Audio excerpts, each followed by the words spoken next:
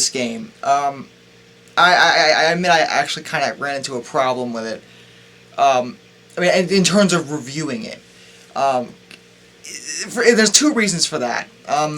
This is one of those games, for one, I've never been really into the actual franchise it's from. I've never really been into Silent Hill. I've played a little bit of the first game, and I liked Shattered Memories, which is quite different from like every other Silent Hill game out there, basically. So, as far as trying to concoct an opinion about something from a fan's perspective, in this case, I am not the person to go to. In addition, Downpour was astounding to me.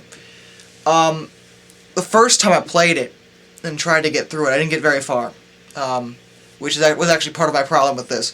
But when you first start out this game, it is such an unbelievable rush of average, of okay, of passable, that it's almost overwhelming. It's so strange. It's surreal. You're playing and you expect something outstanding, or at least something you could call good.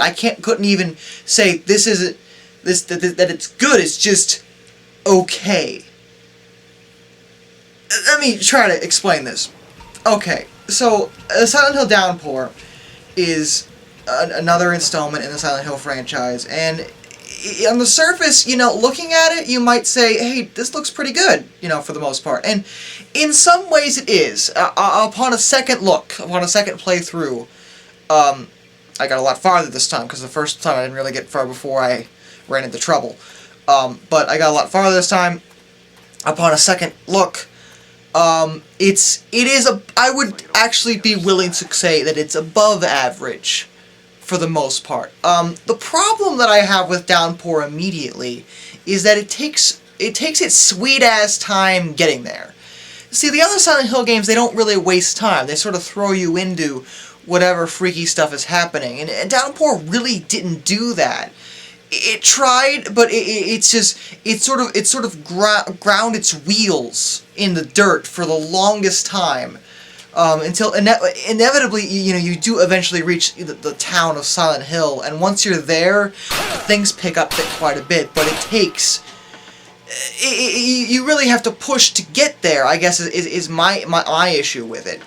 Now, I'd be willing to explain the plot, but I don't want to, because it's the Silent Hill game. And a big reason you should be playing this game is the story. Just like most of the other Silent Hill games out there. You're playing them for the plot. And I don't want to spoil too much. All I'll say is that you play a convict, and the prison bus that's transporting him wrecks right outside of Silent Hill, and that's how he ends up there. And that's all I'll really say about that.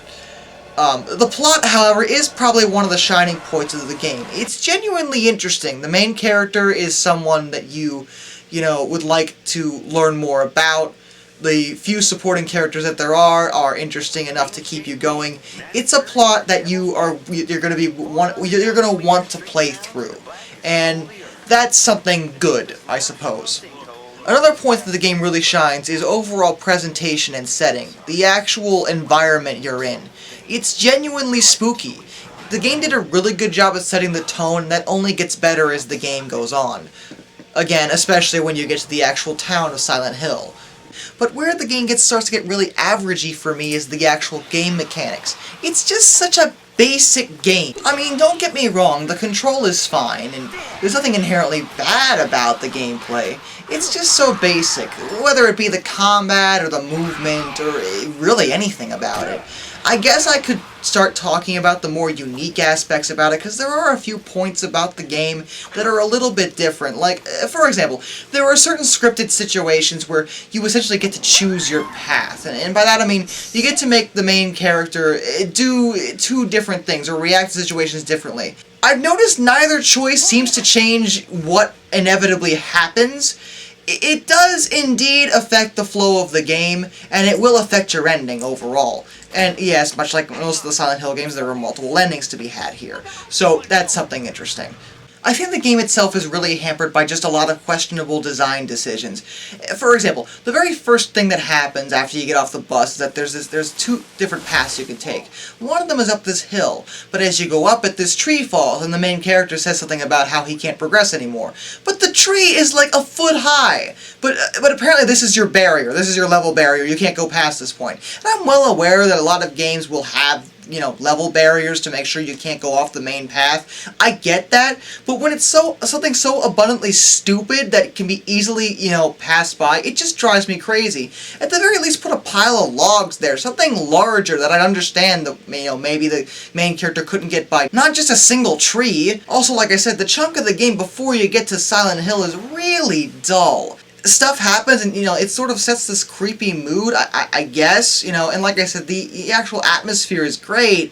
It's just that, I don't know, it just comes off as very boring. Arguably the best part about it is when you go to, well, you know, the alternate, you know, dimension, hell, basically. I don't know. If you're a Silent Hill fan, you probably know, you know, the proper term for it, because I certainly don't.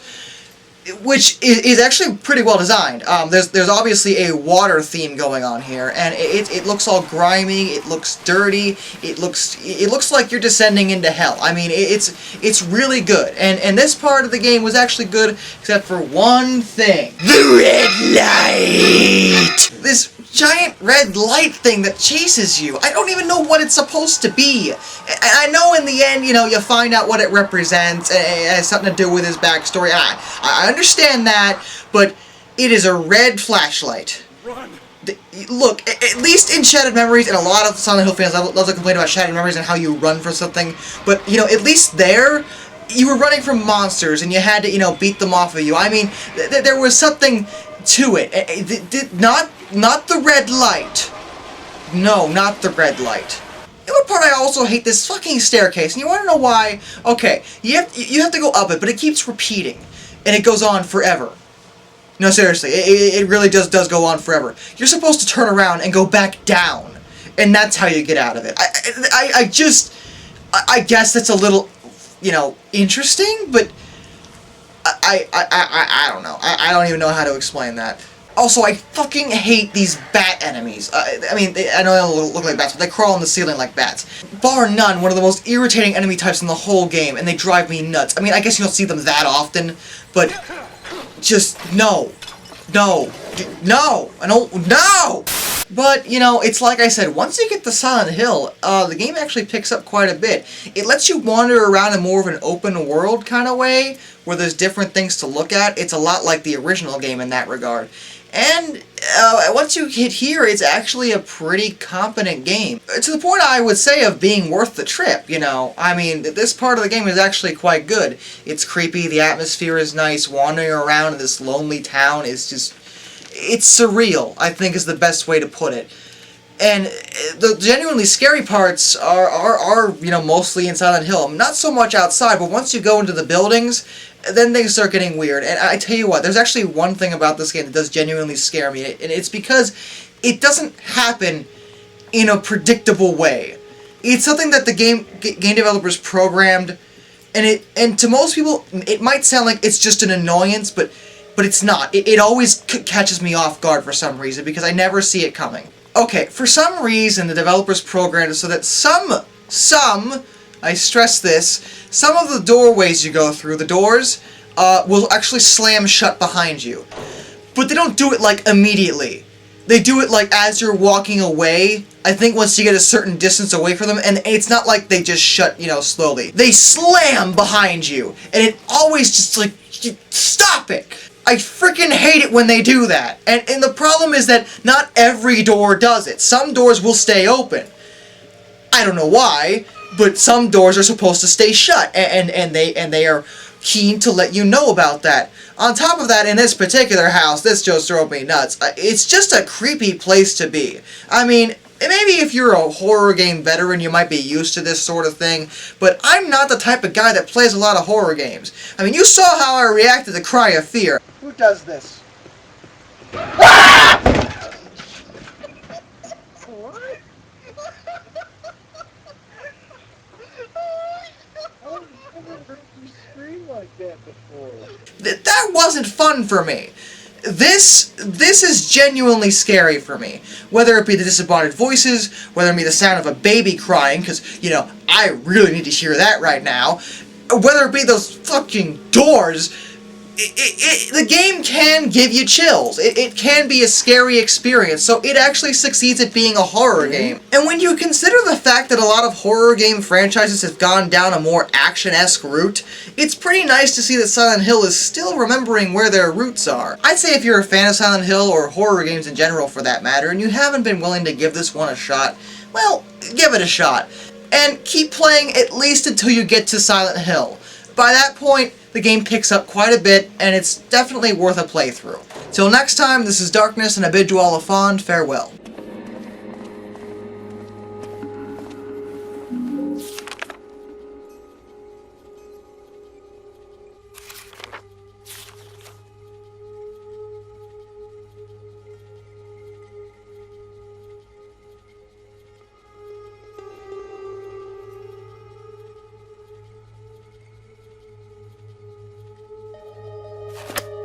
A thief, huh?